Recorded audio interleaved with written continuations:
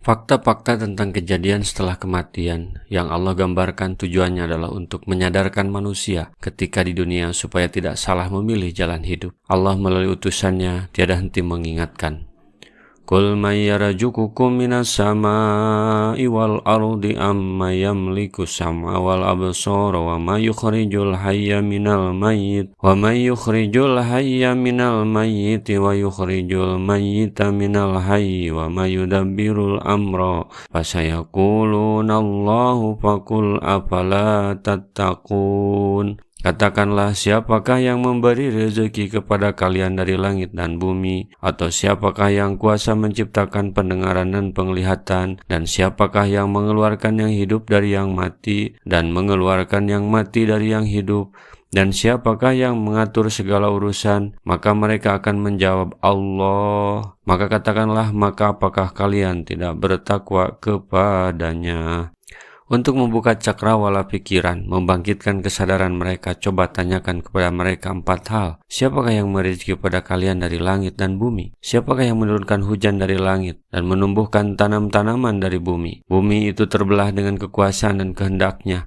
Lalu keluarlah darinya biji-bijian, anggur, batang-batang pohon, zaitun, kurma, dan taman-taman yang subur, serta buah-buahan dan rumput-rumputan. Siapakah yang kuasa menciptakan pendengaran dan penglihatan? Dialah Allah yang telah memberikan kepada kalian indera pendengaran dan penglihatan. Jika Dia menghendaki, niscaya Dia melenyapkannya dan mencabutnya dari kalian. Terangkanlah kepadaku jika Allah mencabut pendengaran dan penglihatan, serta menutup hati kalian. Siapakah Tuhan selain Allah yang kuasa mengembalikannya kepada kalian? Yang ketiga, siapakah yang mengeluarkan yang hidup dari yang mati, dan yang mengeluarkan yang mati dari yang hidup? Yang mengeluarkan buah dari biji dan mengeluarkan biji dari buah, mengeluarkan orang mukmin dari orang kafir, mengeluarkan telur dari ayam, dan mengeluarkan ayam dari telur. Siapakah yang mengatur segala urusan?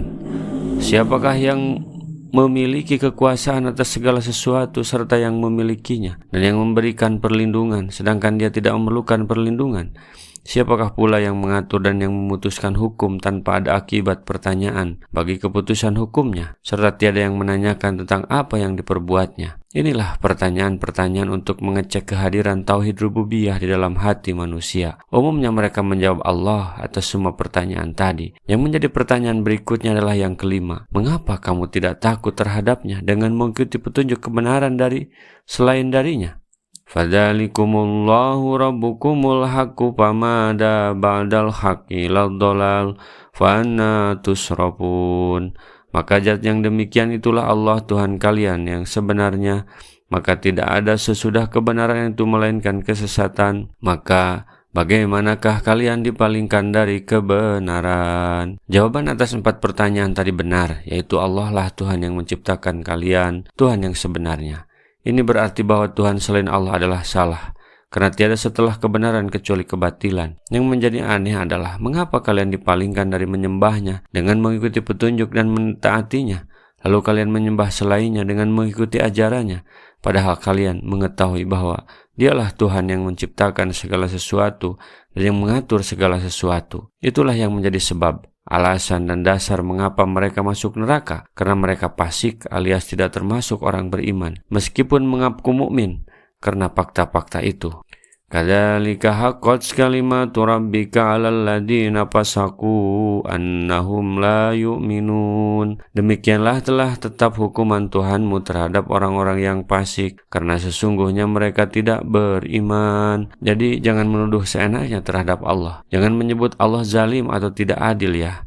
Karena sesungguhnya yang zalim itu mereka sendiri. Belum jelas juga. Baiklah, mari kita buka pikiran lagi dengan fakta-fakta berikut. Siapa Tuhan kita itu sebenarnya? Qul hal min syurakaikum ma yabda'ul khalqa tsumma yu'iduhu.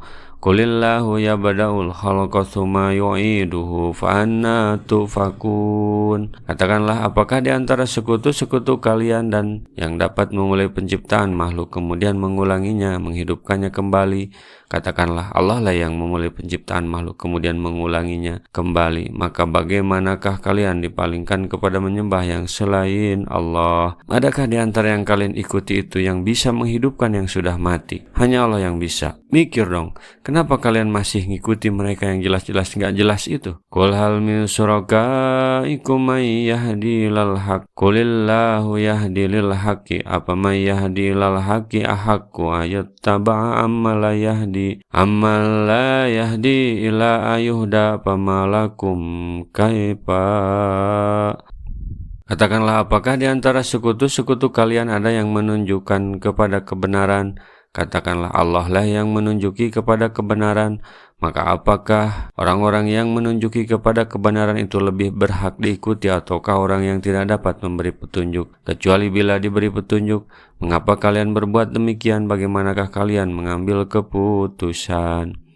Allah menurunkan Al-Quran yang terbukti kebenarannya sebagai petunjuk kebenaran kepada manusia. Selain Allah, apa yang mereka bisa? Coba pikir lagi. Tidak salahkah kamu mengambil sikap dan keputusan? Keputusanmu hari ini bahagia dan celakamu nanti. Coba pikir lagi, mana fakta, mana prasangka. Wa ma yattabi'u aktsaruhum illa dhanna inna dhanna la yughni minal haqqi syai'a.